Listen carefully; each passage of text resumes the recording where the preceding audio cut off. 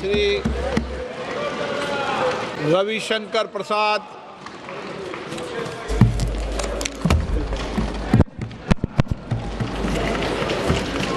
माननीय अध्यक्ष जी, मैं बहुत कृतज्ञ हूं कि मुझे इस महत्वपूर्ण बिल पर बोलने का अवसर दिया गया है। सर, मैं विपक्ष की बात सुन रहा था। मुझे उनके तर्क को समझने में थोड़ी कठिनाई हो रही है। वक्फ बिल में संशोधन होना चाहिए, लेकिन नहीं भी होना चाहिए। ये दोनों तर्क कैसे चलेगा? सबसे पहले बात थोड़ा संविधान की कर लेते हैं। आजकल लाल किताब बहुत घूमती है। जब भी कोई विषय होता है, संविधान की लाल किताब दिखाते हैं। सर, हम संविधान की हरी किताब लेकर के आए हैं जो संसद में रखी हुई है, तो मैं इसी को दिखाऊंगा आज। सर, भारत के संविधान के मौलिक अधिकार में धारा 15 है। धारा 15 में लिखा हुआ है कि महिलाओं के साथ कोई विभेद नहीं होगा और सरकार महिलाओं के विकास के लिए कानून बना सकती है।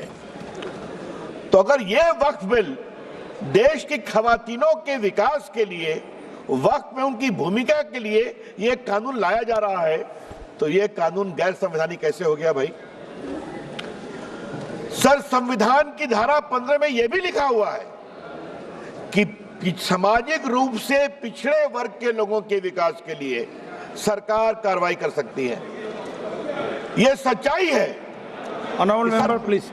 मैं जिस प्रदेश से आता हूं, Honorable member, please be seated. Honorable member, sir, जरा लोगों को बैठा please be they. seated. Honorable member, जरा बैठ जाए। Honorable member, मैं भी आग्रह करूंगा। see the back to the chair. Please be seated.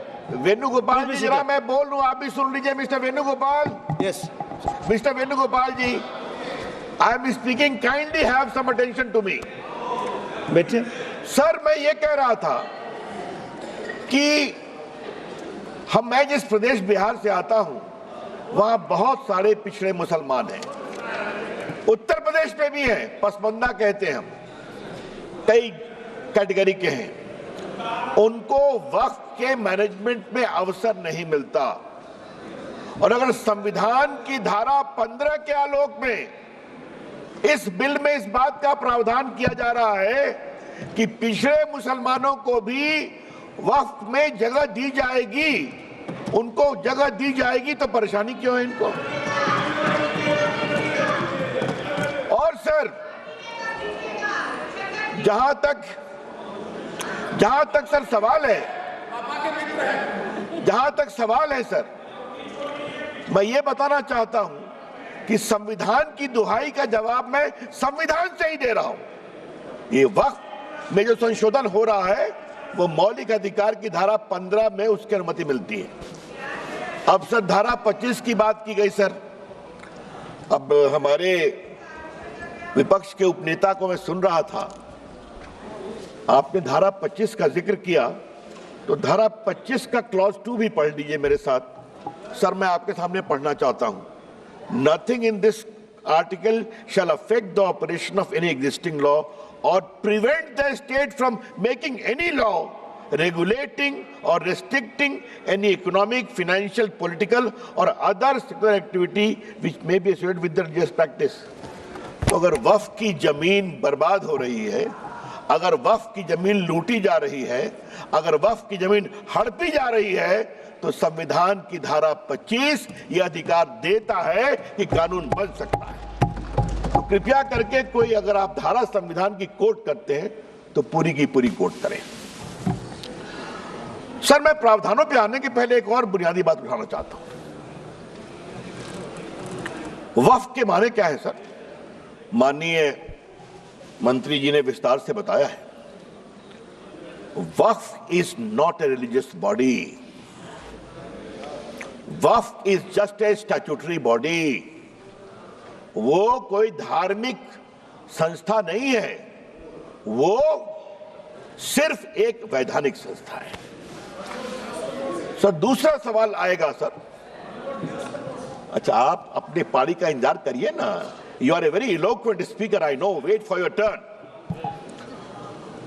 Sir, इसी से एक और सवाल उठता है सर, मुतवल्ली की क्या भूमिका होती है? आज मैं चाहता हूं इस बात को सदन में रखूं और सदन के माध्यम से देश में जाए। सर, मुतवल्ली को सिर्फ मैनेजर बोलते हैं सर, और ये मैं नहीं बोल रहा हूं, मैं इस्लामिक लॉ के एक बहुत बड़े scholar, Mulla law of Mohammedan law, इस किताब के मैं 3 लाइन कोट करूंगा sir. Mulla principle of Mohammedan law, M Hidayatullah जो भारत के पूर्व मुख्य न्यायाधीश थे, उन्होंने इसको रिवाइज किया था सर, बहुत बड़े जूरिस्ट थे। और मैं इसके सिर्फ एक पैराग्राफ को पढ़ूंगा sir. Para 202, mutawalli, under the Mohammedan law, the moment a waqf is created, all rights property pass on the waqif and vested in the Almighty. The mutawalli has no right in the property belonging to the waqf. The property is not vested in him. He is not a trustee.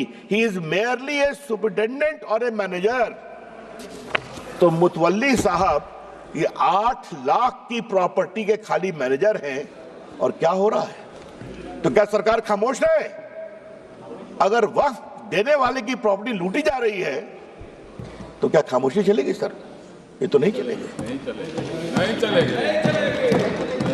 Sir, कुछ और मैं बुनियादी सवाल उठाना चाहता हूं sir इस बहस में, जो उठना चाहिए। ये 8 लाख संपत्ति है, इसमें कब्रिस्तान भी होंगे, इसमें मस्जिद भी होगी सर। आज मैं ये सवाल इस संसद के सामने उठाना चाहता हूं, कितने स्कूल बने वक्फ की संपत्ति पर, कितने अस्पताल बने वक्फ की संपत्ति पर, कितने स्किल सेंटर खुले वक्फ की संपत्ति पर, कितने अनाथालय खुले वक्फ की संपत्ति पर, कितनी बेवा विधवा बेटियों बहनों को सिखाए गए सिलाई कढ़ाई जीने का तरीका, गिनतियों पर भी आएगा सर। तो ये बार बार जो वक्फ की बात बोलते हैं, अगर आज इस कानून के द्वारा वक्फ की जमीन को रेगुलेट करके उसकी प्रॉपर्टी में फंडिंग अच्छी आए और उस जमात के लोगों के लिए इसका विश्वास बढ़े, तो इनको परेशानी क्यों होती है सर? सर, इस परेशानी की मैं वजह समझता हूं सर, और अब मैं इस परेशानी की वजह पर आ रहा हूं सर। दिल से तो कहते हैं कि हम चाहते हैं संशोधन हो, लेकिन राजनीतिक मजबूरी इनके पैर पीछे खींचती है सर। बहुत सालों से राग वही है, सुर वही है, तीखापन वही है, भाषा वही है। और मैं 3 उदाहरण देना चाहता हूं सर। याद करिए, शाबानो के केस में जब सुप्रीम कोर्ट ने एक निर्णय दिया कि शाबानो एक डिजर्टेड वाइफ थी, उनको कुछ 100 रुपये मिले, तो सुप्रीम कोर्ट के फैसले पर हो हल्ला किया गया। यही लोग हैं। और सर, उस समय राजीव गांधी इस देश के प्रधानमंत्री थे, 400 का बहुमत था, मात्र एक बेवा मुस्लिम 75 साल की महिला को कुछ 100 रुपये दिए गए, क्या हंगामा खड़ा कर दिया गया। और सर, आज जब मैं शाबानों पर बात कर रहा हूं सर, तो मुझे अपने दोस्त आरिफ मोहम्मद खान के बारे में कुछ बोलना है सर। वो आपकी सरकार में मंत्री थे, उनका 2 दिन ऐतिहासिक भाषण हुआ था इसी सदन में कि सुप्रीम कोर्ट का फैसला अच्छा है। एकाएक हंगामा गया, राजीव गांधी हिल गए, डोल गए, कहे तुम वापिस हो जाओ, हम कानून ला रहे हैं सुप्रीम कोर्ट के निर्णय को उलटने के लिए। ये भी हमने देखा है ना सर। शाबानों के बाद यात्रा आती है सारा बानों तक सर, 3 तलाक पर। 3 तलाक को लेकर सर इतनी परेशानी थी, मुस्लिम महिलाएं गई थी कोर्ट में। और सर, मैं हाउस में आज कहना चाहता हूं, 2 साल तक इनकी सरकार ने सुप्रीम कोर्ट में जवाब नहीं फाइल किया, ताकि मामला लटकता रहे। और आज सर, मैं बड़े गर्व के साथ कहता हूं कि जब 14 में सरकार आई, तो माननीय प्रधानमंत्री जी ने मुझे कानून मंत्री बनाया था, तो फाइल आई कि सर का जवाब फाइल करना है, सुप्रीम कोर्ट डांट लगा रहा है। तो मैं गया प्रधानमंत्री जी के पास, तो उन्होंने कहा जाओ कोर्ट के अंदर और कोर्ट के बाहर खड़े हो जाओ कि नरेंद्र मोदी की सरकार 3 तलाक की पीड़ित बहनों का खड़ी है। सर, आज मैं all India Muslim personal law के बारे में कुछ कहना चाहता हूं, बोर्ड के बारे में। सुप्रीम कोर्ट में जब 3 तलाक के मामले की सुनवाई चल रही थी तो all India Muslim personal law board ने कहा कि आप फैसला मत करिए, हम एक निकाहनामा बनाएंगे और पूरे देश में घुमाएंगे कि निकाह करते समय 3 तलाक नहीं दोगे, ये शर्त रखोगे। सर, याद करिए, कानून बना, इसी all India Muslim personal law board ने पूरे देश में 3 तलाक के खिलाफ एक बहुत बड़ा आंदोलन करने का, उकसाने का काम किया। ये भी, और ये लोग सब लोग खड़े हो गए, सब लोग खड़े हो गए। सर, तीसरा मामला धारा 370 की समाप्ति का, यही बिल आया था ना सर, माननीय गृह मंत्री बैठे हैं ना, हिम्मत दिखाई थी ना, सब लोग एक थे ना। देश टूट जाएगा, देश में आग लग जाएगी। आज 370 समाप्त हो गया, आज कश्मीर का विकास हो रहा है, जम्मू का विकास हो रहा है, पूंजी निवेश हो रहा है। और सर, याद करिए, अभी जो चुनाव हुआ है, एक भी बूथ पर रिपोल नहीं हुआ। जो उमर अब्दुल्ला की सरकार बनी है, जहां पाकिस्तानी झंडे लहराते थे, आज वहां लाल चौक में तिरंगा लहराता है और भारत माता की जय बोलते हैं। सर, ये बात मैं क्यों बोल रहा हूं? सर, ये बात मैं क्यों कह रहा हूं? सर, मैंने 86 से 20 तक की कहानी बताई।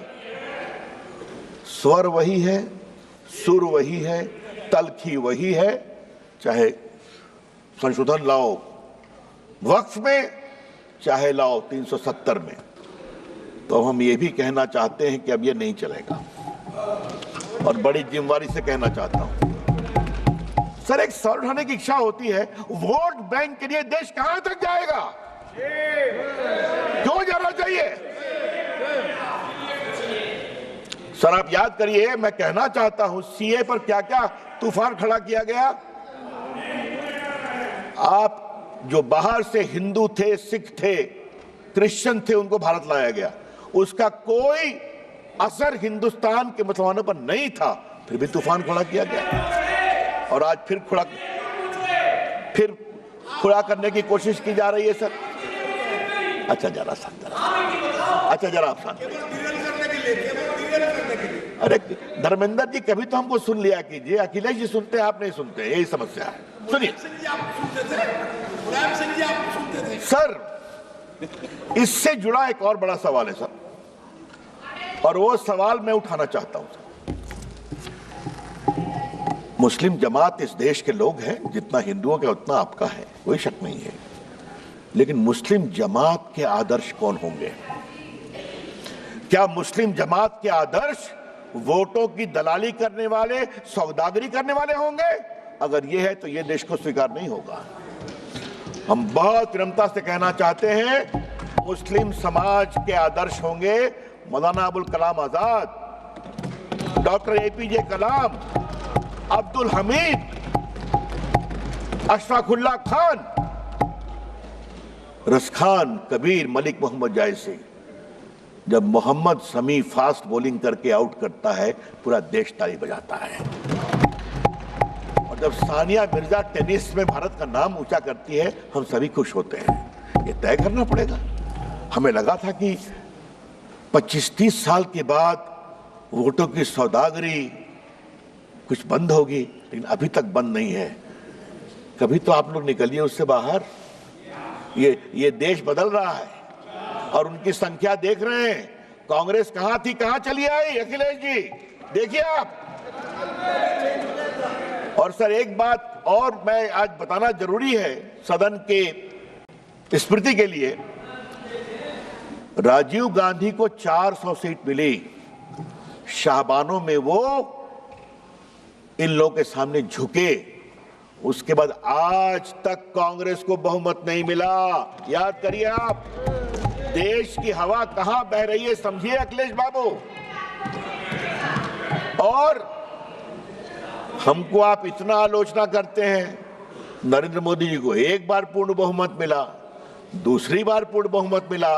आप लोगों ने संविधान का कुछ मिसलीड करके धोखाधड़ी करके यूपी में कुछ गड़बड़ किया, जनता को समझ में आ गया तो हरियाणा जिता दिया, फिर आपके महाराष्ट्र जिता दिया, फिर दिल्ली जिता दिया और अब बिहार भी जिताने वाले, निश्चित रहिए आप।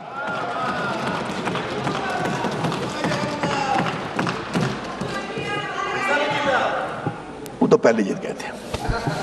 सर, मैं आपसे आज इस बहस के क्रम में कुछ और बड़ी बातें कहने की जरूरत है सर।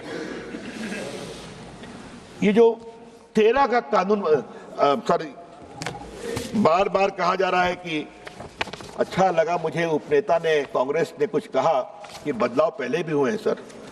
सर आपकी जानकारी के लिए अगर देखें आप, आजादी के बाद 54 में एक्ट आया, 59 में बदलाव हुआ, 64 में बदलाव हुआ, 69 में हुआ, 84 में बदलाव हुआ, फिर 95 में आया। और सर ये रिकॉर्डेड है, अगर आप निर्देश देंगे तो हम प्रस्तुत करेंगे। ये सारा कुछ बदलाव कुछ जमातों के दबाव में आया। और सर 95 कब आया? जब राम जन्मभूमि का आंदोलन चल रहा था। हाँ, तो इन लोगों ने कहा ठीक है, हमारे वक्फ में बदलाव करो। और 13 कब आया? जब इनके हारने का रास्ता खुल रहा था। सर जब आप इस तरह से कानून में बदलाव करते हैं तो आपकी मंशा अक़लियत की सेवा करना नहीं है, आपकी मंशा अपने वोट का इजाफा करने की है। फिर भी आप हार जाते हैं, तो फिर भी नहीं समझते। सर अब मैं इसकी आवाज मैं सुन रहा हूं, अपने प्रदेश की है क्या आप? चलिए, आपके मित्र के बेटी आपके मित्र की बेटी। सर अब मैं कुछ संपत्ति पर आता हूं। ये 8 लाख संपत्ति है, दुनिया की सबसे बड़ी संपत्ति है सर। और सर मुतवल्ली उसको मैनेज करता है, मैंने दिखा दिया, वो मैनेजर है। मैनेजर की अकाउंटेबिलिटी होती है कि नहीं? और सर मैं पटना साहिब का सांसद हूं सर। हमारे क्षेत्र में गर्दनी बाग में सर एक सरकारी जमीन पर तालाब है जहां लोग छठ में अर्घ देते हैं सर। हाई कोर्ट में सरकार ने कहा कि यह सरकारी जमीन है और वहां से 5-7 किलोमीटर दूर एक कब्रिस्तान है, 1920 का रिकॉर्डेड।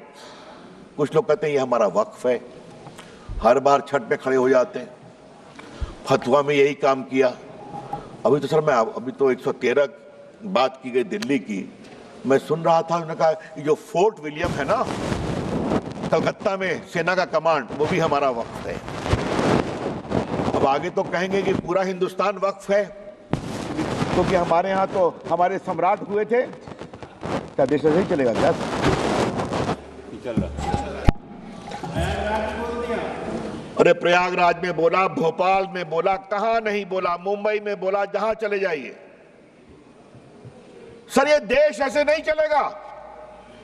और मैं माननीय मंत्री से आग्रह करूंगा, एक बार सदन को विस्तार से बताएं जिस तरह से वक्फ का दावा किया गया, उसका दावा करने वाले कौन थे।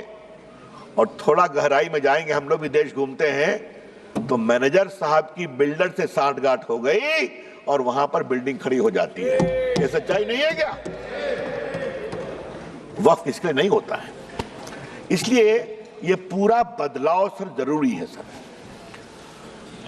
सर मैं एक बात और कहना चाहता हूं इस कानून के संदर्भ में, लेकिन उसके पहले सर हम एक बिहार के बड़े वरिष्ठ नेता को भी कोट करना चाहेंगे। और सर आपसे मैं आग्रह करूंगा, उनका नाम मैं बाद में पढ़ूंगा, लेकिन मैं चाहता हूं कि उनकी बड़ी विद्वता भरी टिप्पणी थी सर, वो सदन के सामने आनी चाहिए सर, वो बहुत ज़रूरी है। वो उस समय सर पार्लियामेंट में थे और उन्होंने कहा था कि पूरा लूट लिया है, पटना में भी लूट लिया है, एकदम वक्फ का कानून होना चाहिए। और सर वो नेता जो थे, जो उन्होंने ये बात कही सर, वो हमारे बिहार के पूर्व मुख्यमंत्री लालू प्रसाद जी थे। तो मेरे पास उनका कोट है, अगर आप कहेंगे तो निकाल के पढ़ दूंगा। हाँ अच्छा, हाँ अच्छा मैं लेकर दूंगा सर, किसने नहीं विरोध किया? और आज मैं विपक्ष को एक ही बात कहना चाहता हूं, कुछ तो दिल में झांकिए आप sir. I will take 5 minutes, I will conclude. कुछ तो दिल में झांकिए आप कि अगर वक्फ की संपत्ति की लूट हो हम खामोश रहें, इसको सख्त करना बहुत जरूरी है। सर एक बात उन्होंने बार बार कही कि पहले हाईकोर्ट को भी पावर था। High court did not have any direct power. High court चाहे तो कॉल फॉर कर सकता है या कोई कंप्लेन कर सकता है। लॉ में कोर्ट जाना मना था और ट्राइब्यूनल ने कैसे कैसे काम किया ये भी आप जानते हैं। तो आज यहां पर कोर्ट में भी आप जा सकते हैं और मैं माननीय मंत्री जी को सलाह दूंगा, मैं 2-3 ट्राइब्यूनल की कहानी जानता हूं, कृपया करके ट्राइब्यूनल ठीक ठाक चले, सिर्फ सेटिंग गेटिंग नहीं हो। ये भी बहुत जरूरी है कि ट्राइब्यूनल में ईमानदारी से फैसला होना चाहिए।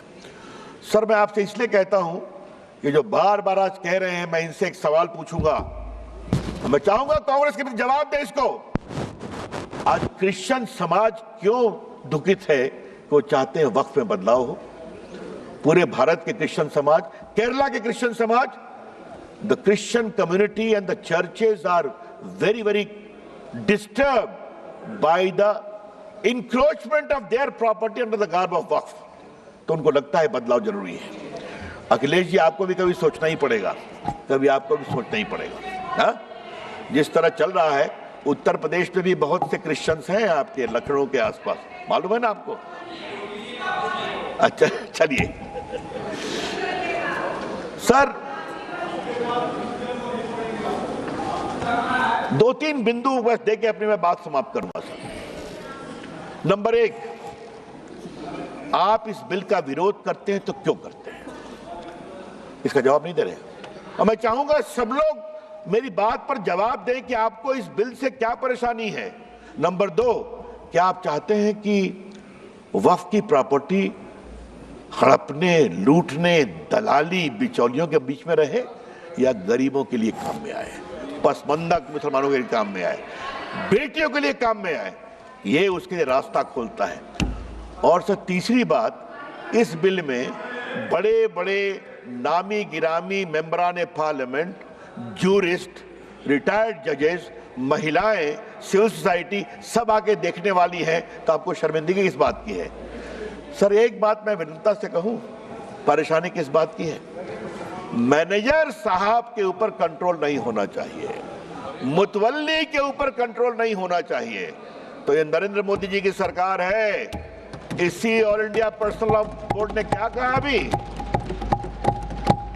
जब आपके इफ्तार में नहीं जाएंगे, मैं नाम नहीं लूंगा, संजय जायसवाल समझ रहे हैं मैं क्या कहना चाह रहा हूं, कहा था ना इन लोगों ने, क्या इफ्तार में नहीं जाएंगे, आपको बुलाएंगे भी नहीं।